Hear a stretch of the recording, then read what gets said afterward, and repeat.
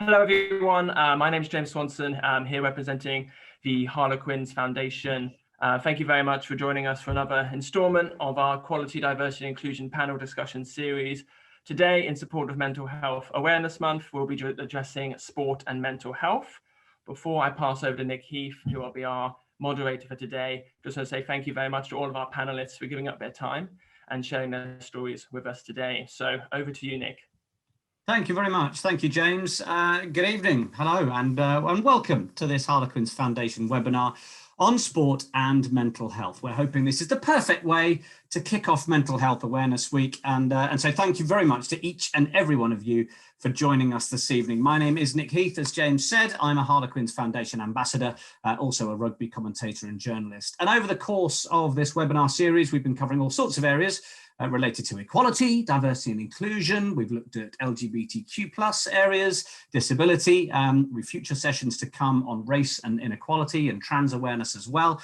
But today, as I said, our focus is on mental health and sport. And I'm delighted to be joined by 4 individuals who I'm really looking forward to hearing from. Thank you to those of you that have joined us. There will be others that will be receiving the recording of this Zoom. So there are many more with us or joining us at a later time. So panelists, you'll have to clap yourselves here. That's the Zoom way, that's how this works. So introducing our Movember Community Ambassador for the Harlequins Foundation, it's Glenn Clark. Hello, Glenn, thank you very much. The founder of men's mental health community interest company blOkes, set up last June, it's Tom Home. Very good. Harlequins women's rugby player and ambassador for mental health charity Brave Mind, it's Charlotte Wellbelove. Very good. And the player development and welfare manager at Harlequins, Major Andy Sanger, MBE, no less. We kept the title in there, Andy. Thank you all for joining me. I'd like to come to you first, Andy, actually, if I may. A player development and welfare manager. Can you tell us more about what that role is with Harlequins, first of all? Yeah, Nick, thank you, and it's great to be on the call. Actually, firstly, I'm not quite sure still that I know exactly what I'm meant to be doing, because the job actually evolves continuously. But I've been with the club now 2 years, and initially when I came in, it was more around their wider off-field development, their assisting the players in their transition piece, which are all very important things. And I envisage, and I think the club envisaged, that maybe welfare would maybe 20% of the job. But actually, probably through the nature of how I am, and actually the way I think we are going in the club, and I think sport and young men and women currently, it probably takes up about 50% of my time. Partly because we are expanding the piece around trying to look after the family as well as the player. Because if we think about the subject mental health, if we can control as much as we can control around the player, and I don't mean that in a negative way of controlling, but just trying to make sure that his life is as seamless as possible, if you like, then it helps him perform, and therefore it helps him have issues that might then later on lead to mental health stresses. And it's certainly an area that I mean, we're hearing more and more about. Obviously, Mental Health Awareness Week has been resonating well today. It's an area that just seems to be of ever-growing focus, right? Yeah, absolutely. I mean, you kindly mentioned my previous profession. I'm trying to get away from that, but actually, both the organisation that I've come from and now the organisation that I'm in, Harlequins, I mean, I think they are probably as forward-leaning and care about trying to get this right as much as anyone. You know, we're certainly not perfect. We're certainly not the finished article, and there's a long way to go. But actually, I've been really surprised and energised by both the club and the individuals. And clearly, I deal predominantly with the men.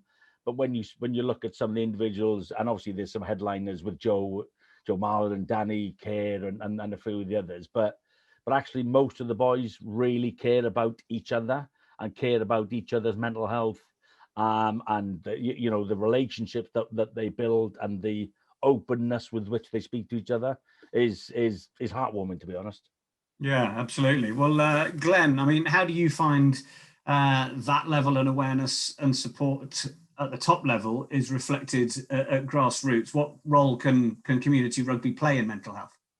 Yeah, so my local team that I play for, Medway Rugby Club, I mean, over the past few years have helped me immensely with my own personal mental health journey, because for a long time, I kept a wraps on issues that I was dealing with, and then a few years ago, after getting involved with Movember and the foundation, when I decided to, as it were, come out as living with depression and anxiety.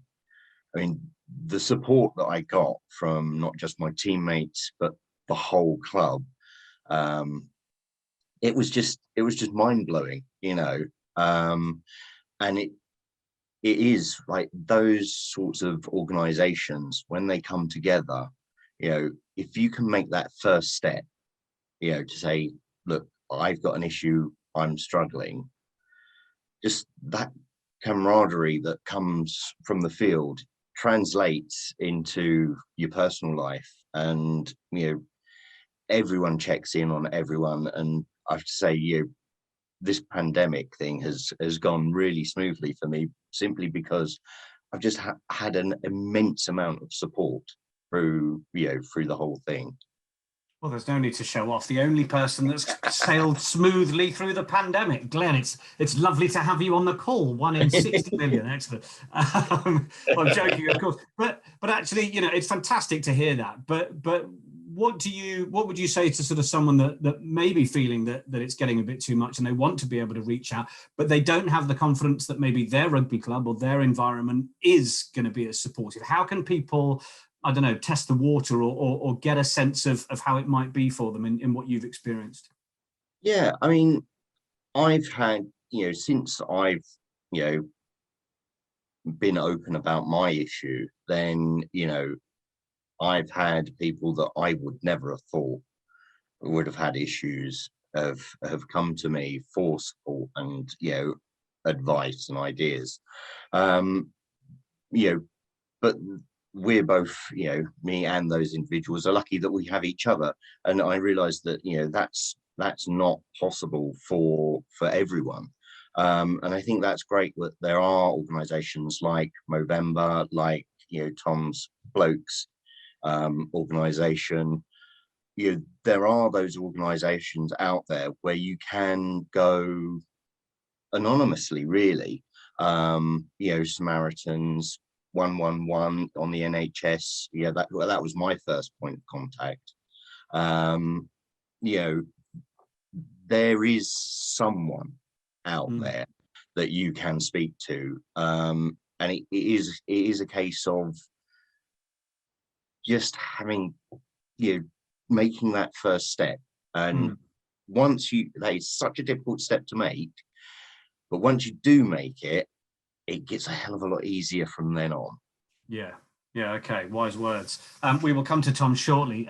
Charlotte, I'll come to you next. Brave Mind, for whom you're an ambassador, was set up by Cy Trower to help rugby support discussions around mental health in the community. Why did you want to be an ambassador? So I personally haven't had like a mental health journey or anything like that, but my sister has been suffering with mental health issues and depression for about 2-3 years now. And obviously it took an effect on me, it took effect on my family. And just like since then, it got me to like educate myself to be more aware of it and to actually just want to help people, like Glenn said, just taking the first step. So our sports psychologist, Julie Thomas at Harlequins, she is also an ambassador, and she asked me and my friend Langy Tuima if we would want to be ambassadors, just to basically grow awareness, just help out mental health charities all together. And we were just like, yeah, we'd love to. So yeah, I guess it's in all these sorts of areas, whether it's disability, LGBT stuff, or race, it's about having allies, isn't it? So I guess it's just as important with mental health. I mean, we hear a lot about initiatives to get men talking more about their mental health. What do you hear from the women's side? I think it's pretty much like, it's all very similar kind of stuff. I think as a team at Harlequins, we're a very close-knit group anyway, so we can just talk to anyone, you know, a great bunch of girls, and we have the big support system in place. So there's not really, I wouldn't say there are many initiatives at the moment, but as we are just very close, like we can just talk to each other. I feel like it's quite an open environment because we just have each other's backs, you know. Yeah, that's good to hear. Tom, you started blOkes a year ago, June 2020, I understand. Now we hear lots about how much more conversation is happening in this area. So what was your motivation for what you wanted to achieve? First and foremost, just want to say thank you so much to Harlequins Foundation for giving me this opportunity. It's massive and I more than appreciate it. I think my kind of initial drive to start something around men's mental health kind of arose at the beginning of my second year at Northumbria University.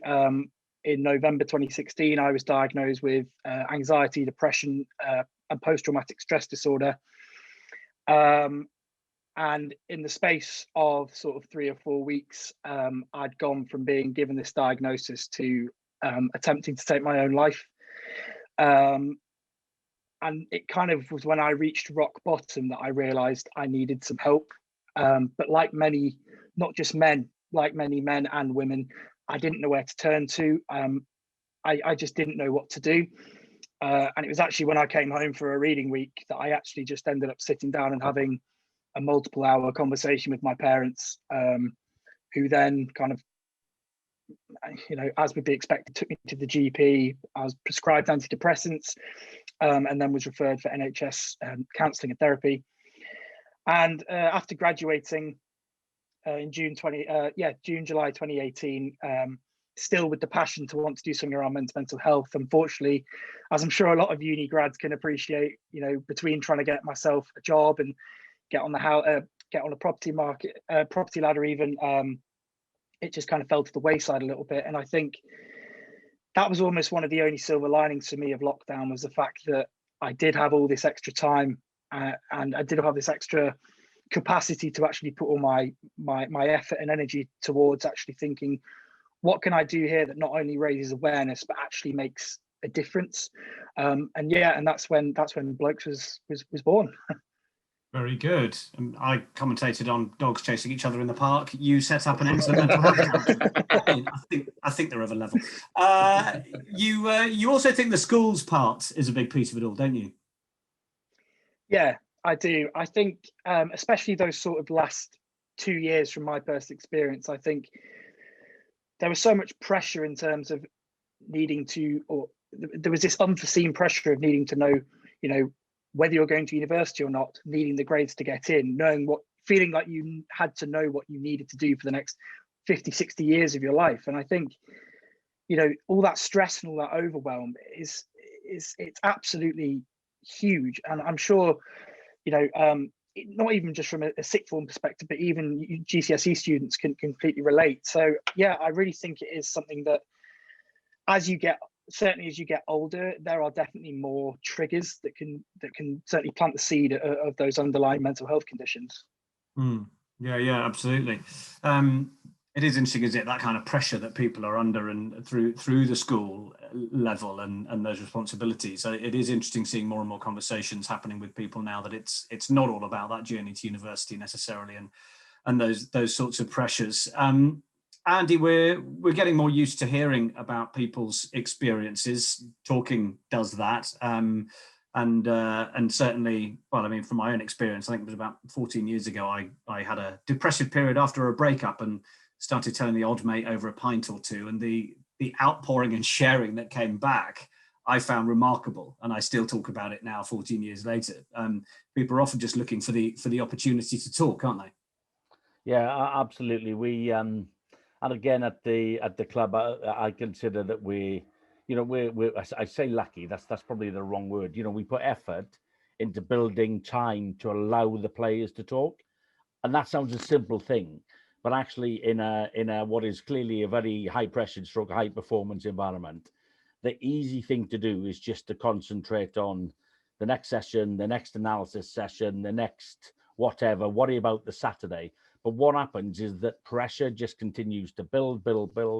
Invariably, that will affect them. And Tom mentioned about young men, because it's what we've got to remember as well, is that most of these guys and the girls, they're generally still young, formative people. So their ability to cope with things is not quite fully developed. So giving them the opportunity to talk, and we have structured mental health sessions throughout the season.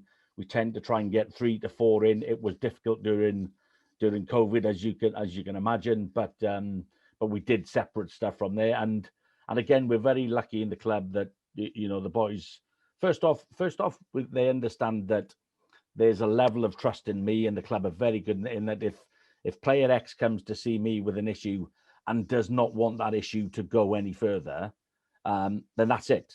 No one, and that was with Guzzy as the previous coach, with Billy now. They all understand and respect that. I suppose the skill is identifying that if we think there's a serious issue, is getting the player to recognise that. But again, then we've got sports psych, we've got access to clinical psychology, we've got mindfulness coach. So we've almost got 3 or 4 levels where the players can talk. And we also do something different, I think, to most clubs. We've got what we call a support group. So it's myself, a couple of the medics, the sports scientist who measures their sleep patterns, their mood patterns through the Kitman app. And we use that almost as a warning sign as to why is player X not sleeping well, because invariably there is a reason behind it that may be performance related. And if that is, can we address it? But it may be a relationship issue.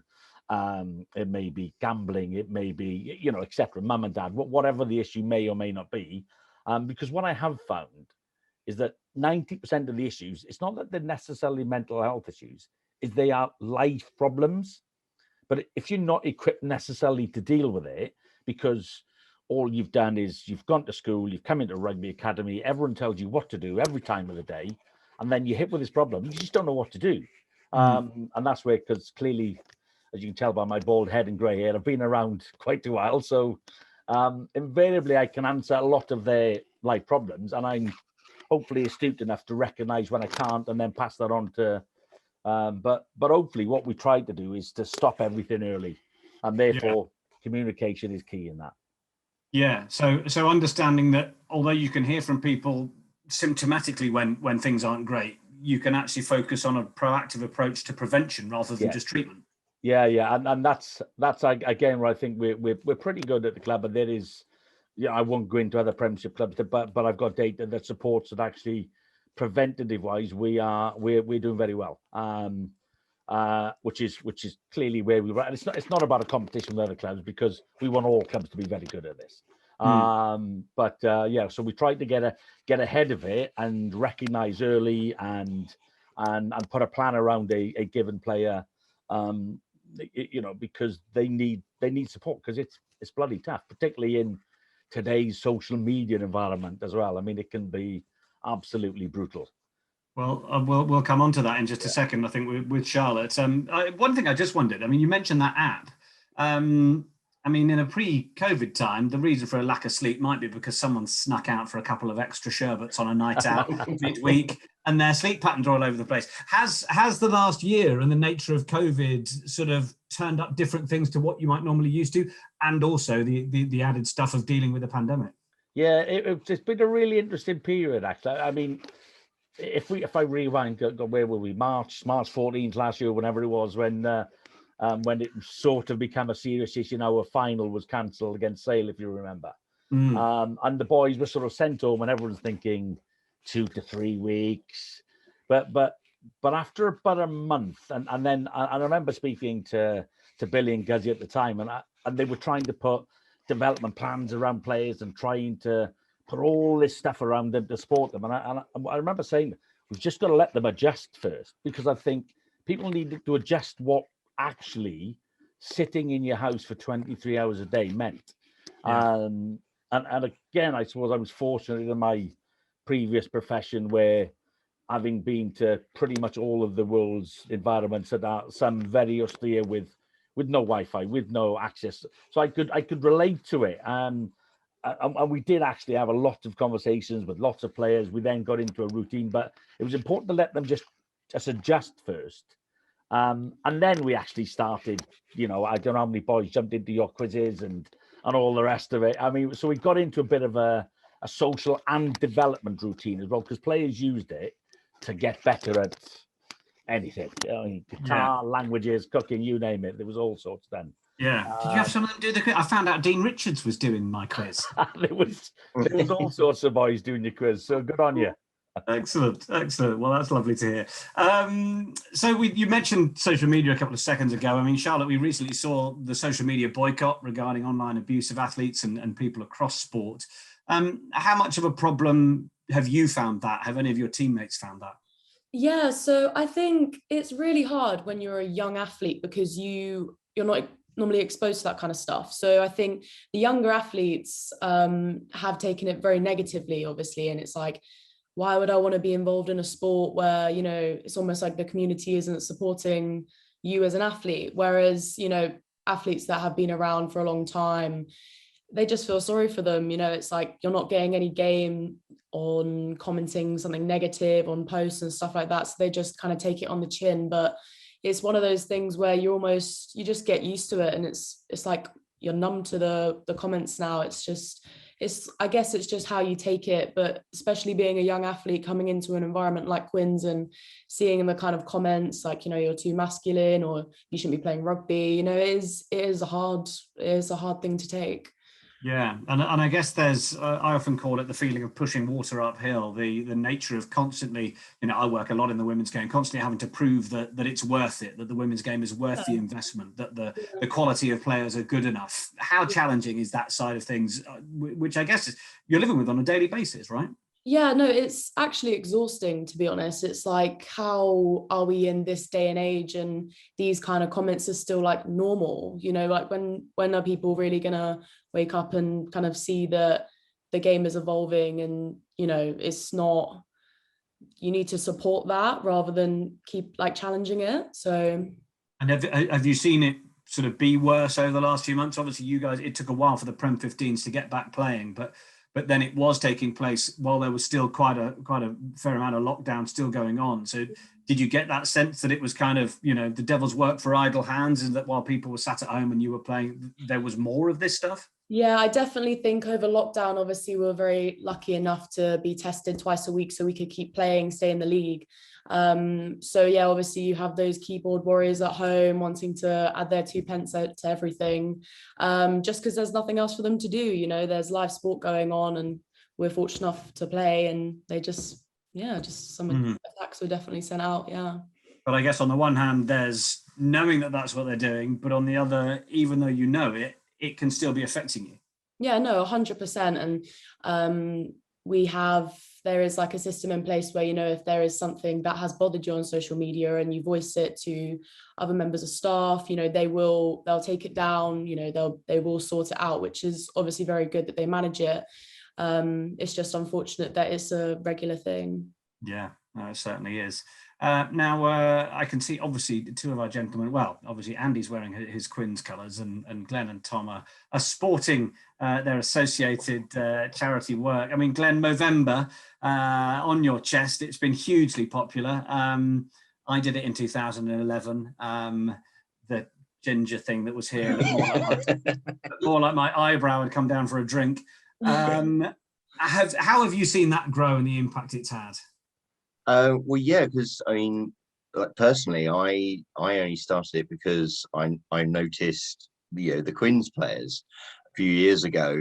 Everyone started sporting these ridiculous moustaches. So I was, what's that all about? And found out, it was for Movember. So personally, I started then kind of as a well, the Quins players are doing it, so I'll do it, and then it really has like taken off, and kind of, I think my experience, the flip side of Charlotte's with the social media thing is I have zero ego, so I'm quite happy putting a ridiculous thing on my face for the sake of charity, and putting it out there into the world. And the comeback has been really great, and really positive. And I think the rest of my community ambassadors were really focused on using social media to help grow this movement, and start conversations. And I think even when I've had negative comments, I've tried to use that as like, okay, well, you might not validate what I'm doing, but there might be someone in your life that does, or okay, that's fine, that's your opinion, this isn't for you. It might be for that that 18-year-old, like Tom was saying, that is under so much pressure at school, thinks they have to sort out their whole life in front of them, and there's this ridiculous middle-aged man with a moustache saying, it's you don't have to have everything figured out. There is a path. There are people out there that that will help you.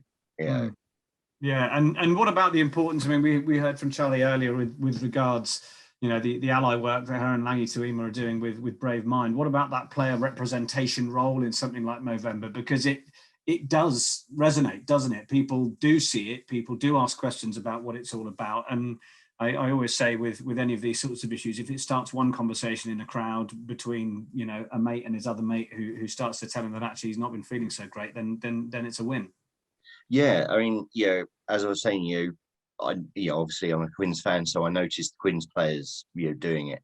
And then, like with the foundation, a couple of years ago, you had, Robbo and Mike Brown and Danny Kerr did the Be a Man of More Words campaign, which was incredibly powerful. You're speaking about their personal experiences with that. And then obviously the big man, Mr. Marler, I just love the guy because he's so open with his own mental health issues.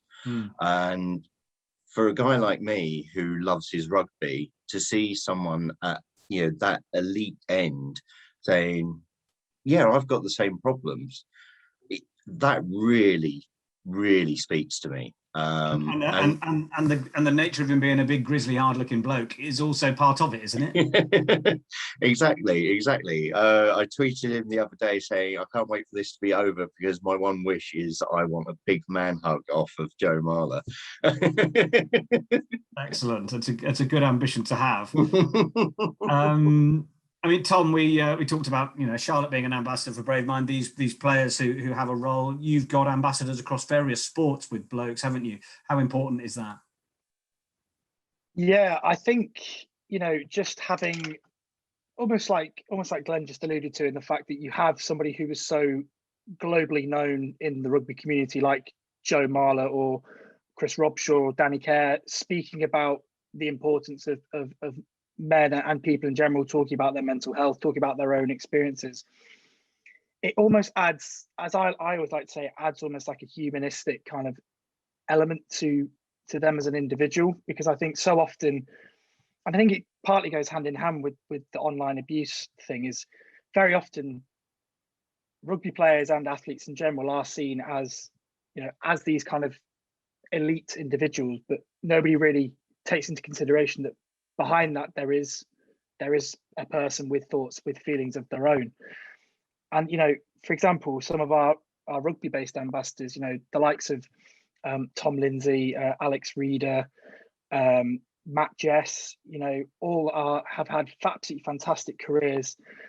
And to actually, very similar to Glenn, as a lifelong rugby fan myself, first and foremost, when I actually started blokes, to be able to talk to these guys who I'd watched for years and looked up to for years, and just actually have that conversation where you're actually singing off the same hymn sheet, and you can almost, you know, to hear someone like Tom Lindsay say, you know, I can completely understand what you're going through. I've been through something similar myself. Just it's humbling more than anything. And for me, I just feel so fortunate that we have, you know, all of our rugby ambassadors. We have ambassadors from Team GB, professional boxing, cricket, and I just feel so blessed to have these amazing individuals who not only are willing to use their platform and their experience, but actually take the time to just help and support. And I think actually having some of these individuals using their own voice to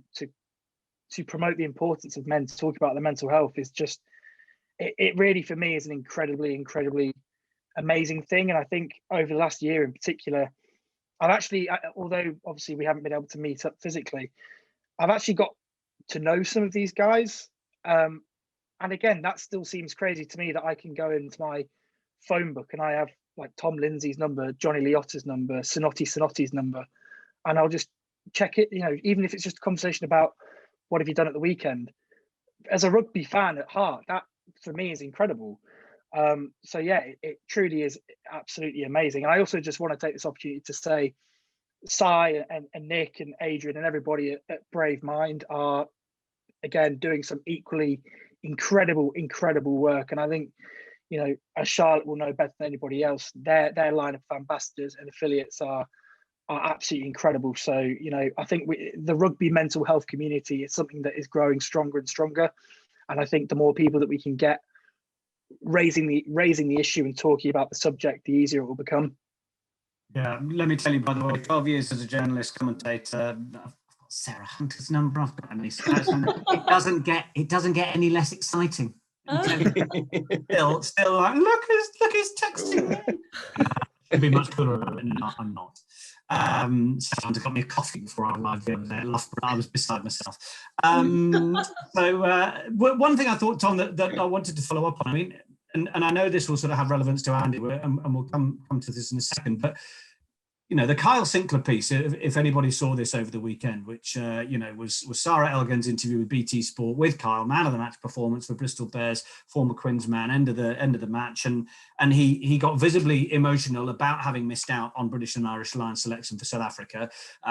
It was a beautifully handled interview, and he was candid. Now, my partner actually said, I think what you're seeing there is a bit of the damage done by the way the selection is done, because we have this you know, very historic and traditional way that the players find out at the same time as the public, and week in, week out, players are selected or they're dropped, or you know, for whatever reason. And it just made me think, well, is there an argument in today's day and age to say, actually, with the nature of the spotlight, with the nature of the sort of the eyes on these individuals, is it kinder and more considerate to have that private conversation from Warren to the people that haven't made it, and to maybe the people that have, so that you avoid what ultimately what we were seeing from Kyle Sinclair, which could be, you know, a bit of a traumatic emotional response in front of us after having gone through something that upset him. Do you find, Tom, in chatting to any of these sort of sports people, that actually it's a bit of the day job as opposed to anything else going on in their lives that sort of can weigh heavy on them in terms of their mental health? Yeah, I definitely think in terms of the line selection in particular, I think it must be very difficult as a player, especially a player like Kyle, who I think for a lot of people, they thought he would be a shoo-in to be on that plane. I mean, I know I definitely did. And I think it must be so difficult to actually learn, as you say, at the same time as everybody else, that you haven't made that initial selection. And then I don't doubt that his phone will have been going off and with texts and notifications like, oh, mate, I'm so sorry, or from family, I'm so sorry, or seeing tweets from people saying, even if it's just a tweet saying, oh God, I can't believe Kyle Sinclair hasn't been selected. You know, it almost in a roundabout way, in my opinion, I think it adds a bit of salt to the wound. And you know, even if you are reading messages from people who are saying that they're very shocked and, you know, they're really disappointed not to see you on the plane, I don't think that makes it any easier. So I definitely think there is an argument for that conversation to be had in advance, because I think it would allow players that buffer between knowing and the squad being announced to actually process their emotions or seek help within their club or externally to process their emotions. And yeah, you know, like you said, Nick, I think even on a weekly basis, players are picked, players are dropped, and you know, I think I would be lying if I said that I'd had really in-depth conversations with the rugby guys in particular who are affiliated with blOkes, but you know, I definitely think there is is probably a link between certainly lower self-confidence and self-esteem.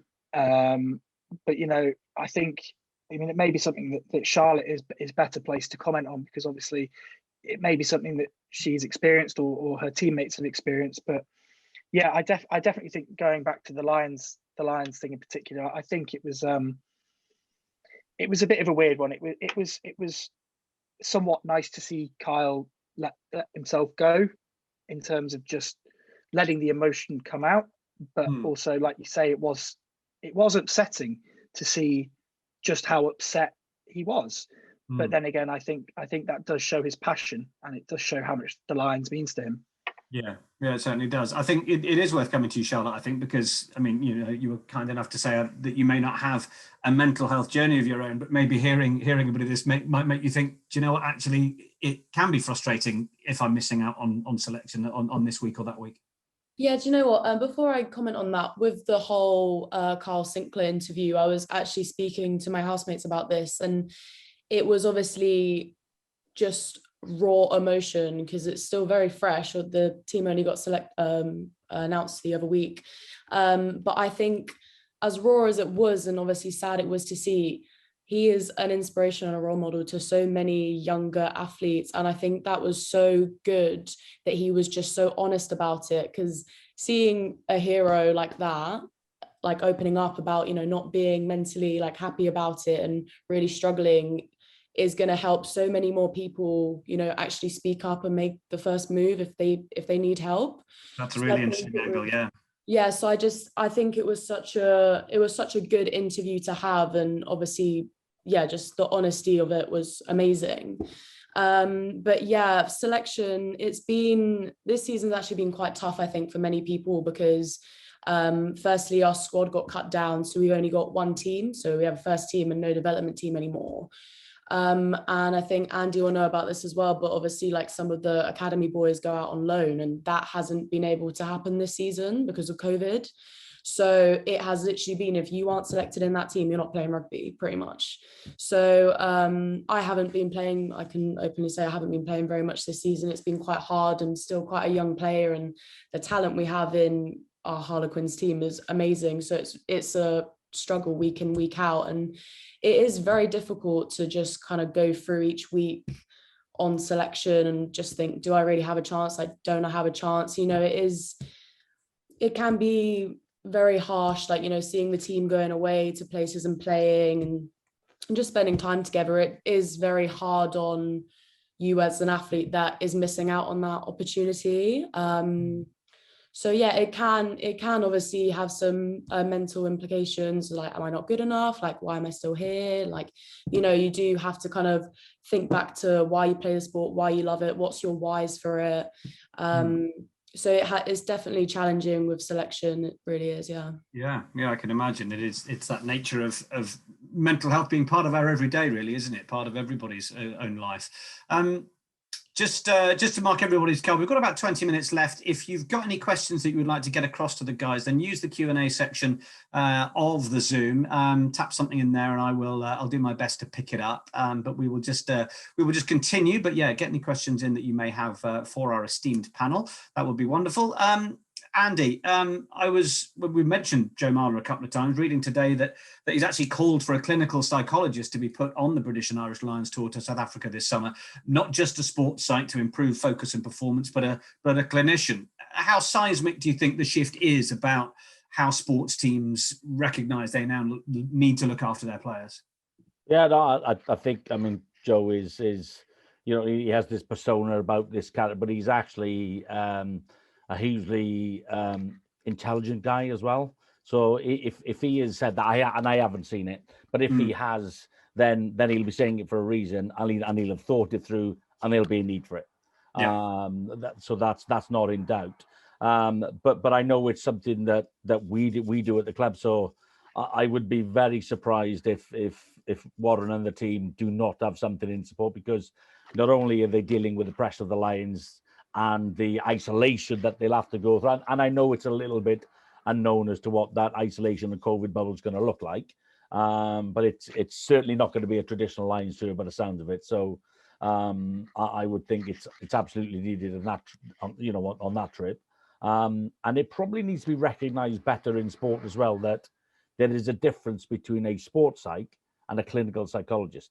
And if I'm brutally honest, when I initially came to the club, I didn't quite understand the significance that there was a requirement for both. And for those who are on the webinar, what do you define as the difference? Well, so if we are talking about clinical, so I'll put into a couple of simple things. So we've got a couple of players, and it doesn't matter who they are, who are seeing the performance psychologists because they have got performance-related issues around dealing something with specifically around a process maybe, or pre-match anxiety, or something that is not a clinical disorder. But then if someone has got a clinical depression, then therefore there are subtle differences. And also a good sports psych will be able to help them deal with pressure. I mean, we had I'll go into it very briefly. We had an interesting chat after the Bristol game, when I don't know if you recall it, we were 8 minutes left, we were 10 points to the better, and Bristol, to their credit, beat us in the last play of the game, and we had a discussion around dealing with pressure, and it was a really and largely player led, we've had some good results since then, which have been in a very similar situation, no more so than the crazy game that we had yesterday. Yeah, I mean that must be fascinating, though, mustn't it? Because Nick Evans can do what he can in attack, and Adam Jones can do what he can on the scrum, and things can be, going in a 7, 8, or 9 out of 10. But where you have something like pressure, which is so intangible in a way, but actually to be able to do work with the sports psych, and then actually to be able to see a team close something out a week later, you're as valuable to adding points to that total and getting a victory as to anybody else, aren't you? And I actually related it some of the stuff. I thought about what I used to do in my previous day job, which was a pressured environment, but it doesn't matter what you're wearing. Pressure is the same, but a lot of it is to do with actually understanding and almost embracing it. I'll give a shout out to a couple of players in particular. Alex Donbrand, Marcus Smith, and Steph Louise in particular, and of course you've got Dannies and Brownies and all the big. But actually, them two young players in Domos and Marcus have actually really got a grips with it, and the way that they controlled the latter part of the game, and obviously Marcus gets all the glory because he goes under the post for the try, and that's absolutely quite right. But actually, it was the real good leadership of Dommers, because Steph was off the field by that stage, which is brilliant. But actually, is more about their inner characters. You just got to nurture it and develop it, because dealing with pressure, I believe, is partly it's innate, but it can be developed. And again, we're not there, but we're getting better. Brilliant. I mean, Charlotte, how much do players self-reflect on their own mental health needs from your awareness of yourself or your teammates? I mean, because it's fine having a sports psychologist, but players, I guess, perhaps need to recognize that they may benefit from using them. Yeah, definitely. And obviously, so Jilly, our psychologist, is around all the time pretty much. So it is, if she thinks someone's not right, or if we don't think someone's right in the team, like, we can go talk to her, or we just have that personal conversations ourselves. But yeah, we do similar things to, I think, the boys, like with Andy has said, we have mental health chats, like meetings and stuff like that, kind of like workshops that are implemented into like our program. So, if you are struggling, it's just another reminder that, you have people around you, like you have the support, like use it, like don't bottle up, that kind of thing. So yeah, that's just, things are put in place for us to kind of think like, are you okay? Like, do you need help? Like, do you want to talk to anyone about it? Just, making someone aware. Yeah, okay. Glenn, what are your sort of thoughts on that area, and perhaps how it relates community-wise? Well, yeah, I was just thinking, like from a grassroots, sort of rugby perspective. Obviously, we don't have psychologists or anything like that, but something very simple from a personal, my own personal experience that's happened a couple of times is, you're 70 minutes into a game, I'm absolutely blowing, down on my knees, and it's like, oh, do I really want to be here? And a couple of times I've just had one of my teammates come up, drag me up by my collar, come on, Clarky, we need you. And just that simple sentence, is right. Okay, my team needs me. Get me up, get me going. Hit that next ruck. Go for it. Just for I've got 10 minutes to go for it, and then it's over. We're in the bar. But even just that, having your teammates tell you that they need you, from my own personal experience, it's just like, right, okay, someone needs me. It doesn't matter what I'm feeling at the moment, that's going to give me a real boost. Yeah, I had that experience actually with a coach at sort of grassroots level. I mean, I play a lot of touch and was playing in the Euros in 2018. Played a game against Scotland. They ran the same move about 3 times and scored on me every time. I ended up going and just basically sitting under some trees in the corner of the fields at Nottingham and bawling my eyes out because I just felt completely useless at what I was trying to do. People were trying to tell me what I should do, and it turns out there was something else that should have been tweaked in our defensive pattern anyway. I felt awful, but I kind of had to try and turn things around on my own with no support site, no other support, and just sort of went up to the coach when I could find him, and I just said, I'd like to, if you will, give me the chance to get on the field. And he just looked at me and he went, "You're starting the next game." He goes, "You're getting straight over this and you're going straight in." And I was like, "Okay, thanks." Yeah. But went in, and it was that nature of someone just going, I've got your back on this, and you're going to be absolutely fine, and it made all the difference. I mean, Tom, how do you aim to keep the dialogue going on mental health? I think first and foremost, my ambition, my aim, and my hope for not just the future, but for the present, is the fact that we, from a men's mental health perspective in particular, that we work to make the conversation around mental health and thoughts and feelings more commonplace in everyday conversations. Because I think it was touched on in Roman Kemp's Our Silent Emergency documentary, but how are you is it's the most important question that we could ask anybody, whether that's a friend, a family member, or a colleague. And very often we just brush over it. Yeah, I'm fine. How are you?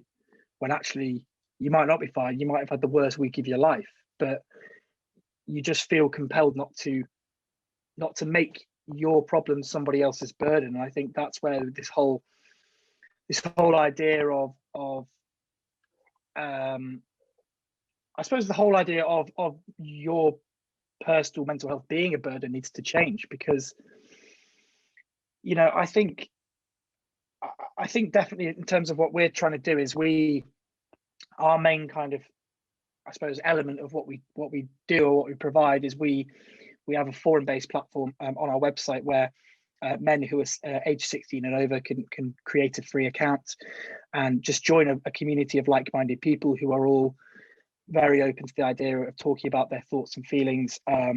It's very much a platform where, and I don't like to use the word informal, but it's very much a more relaxed, safer kind of environment in terms of people sharing experiences, stories, advice, tips, and guidance.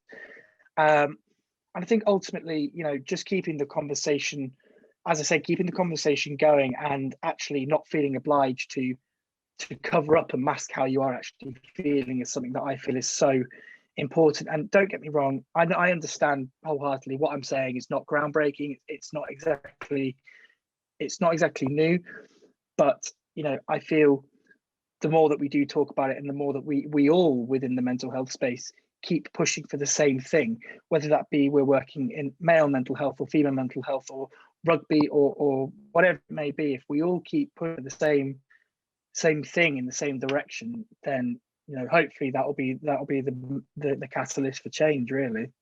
Yeah, absolutely. I think while there may be many things that can be said again and again, sometimes they just still need to be said. Glenn.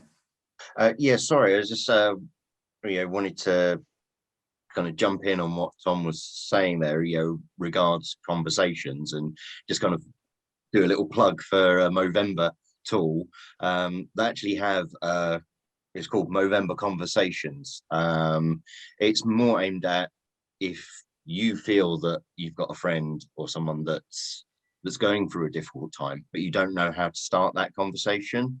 It's like an AI system where you can put in what you want to say, and it will virtually take you through a conversation of and give you hints and tips of what language to use, what language to avoid, and just kind of steer people in the right direction, so that if you are having that conversation, you're improving the situation.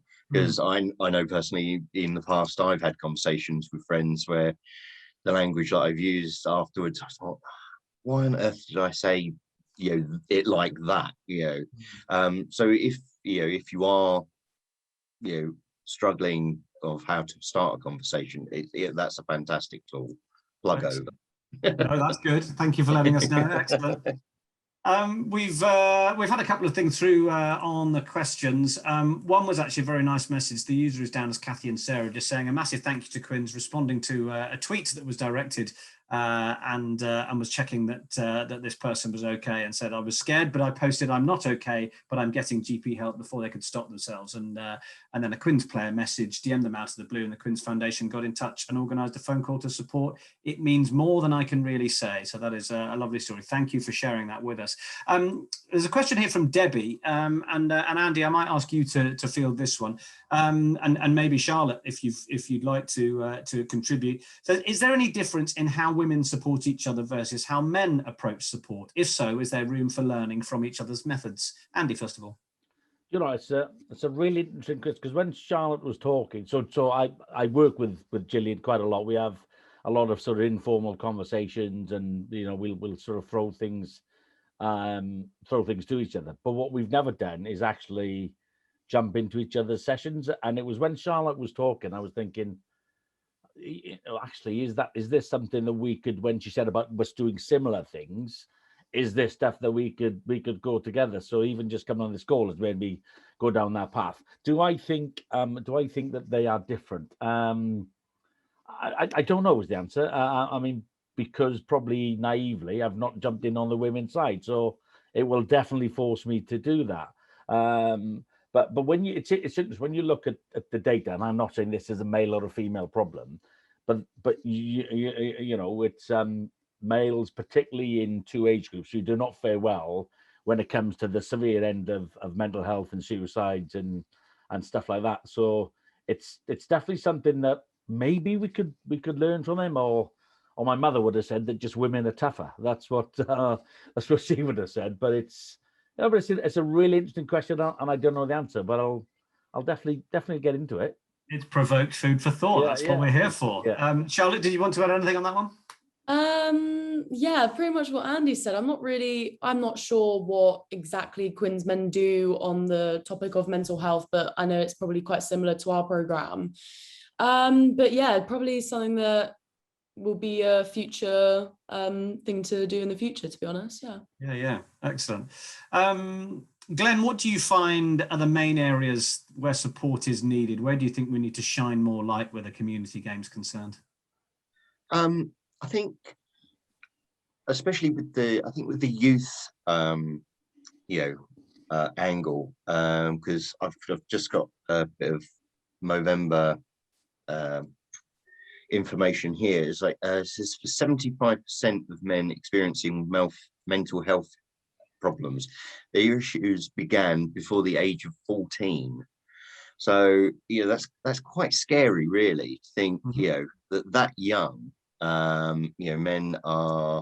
boys really, are experiencing, mental health issues. So I think definitely we're in the community game, and this is like the work with the foundation, I think is amazing, because they do a lot of work going out into schools, tackling that stigma of mental health, and it is like sort of that. I remember being that teenage boy, mental health was definitely not something that you would talk about, and if you unfortunately did, it was something that you wish that you hadn't. Well, the irony being that, and I'm not here advocating drug taking, but we all had the drugs talk at school. But how many lives is that claiming compared to mental health? I mean, it's these are why these conversations need to be happening younger and younger, aren't they? Oh, definitely. I mean, over the last year, you just got to see, in this pandemic, the rates of suicide amongst young people have just risen, frighteningly. So yeah, I think it's definitely, schools, youth groups, anywhere that you're collecting young people together, there needs to be in place some form of discussion regards mental health. And it's, if you don't want to talk to us, go and talk to these people, making it available, because every teenager's got the whole world in their hands 24/7. So the access is there, it's just letting them know where they can go for it. Yeah, good stuff. And Tom, obviously part of the blokes setup is hearing a male tale. What do you hear from those who share a male tale with you? I think the one thing that I've definitely noticed is if you give men the platform to actually be honest and open, 9 times out of 10 they will take it. And I think it doesn't have to be, I always use this example, but it doesn't have to be something as menacing as, how is your mental health this week? Because ultimately, it's not a question that we tend to ask, but if somebody like I alluded to earlier, if you say, how are you? And someone says, I'm not so good. Actually, that being the opportunity to kickstart a conversation where you go, oh, come on, mate, let's go for a walk, or let's go and grab a beer. Let's go and have a chat. I think that is such a powerful thing to know that you don't have to deal with things on your own. And I think often for people who are struggling with their mental health, that hopelessness is often the worst part, and you feel that you almost feel you're broken beyond repair, and you feel that nothing that anybody says or does is actually going to make any heap of a difference. So yeah, I definitely think the nicest thing, obviously you want to speak as anonymously as possible, but the nicest thing that I've certainly seen on our forum is the fact that someone who's based down in London could be speaking to somebody who's based up in Castleford, and it doesn't matter that they've never met or never spoken before. This one overarching thing of wanting to help men come to terms with their mental health is what connects them and what actually drives the conversation. And again, I always use the example, but a lovely, and it may seem very small to a lot of people, but I think in the grand scheme of things, it was really, really big, was probably about 6 months ago, we had somebody who used the forum and said they'd found themselves drinking more beer during the week, and they found it was becoming a bit of a routine sort of thing, and they wanted to nip it in the bud before it became a habit.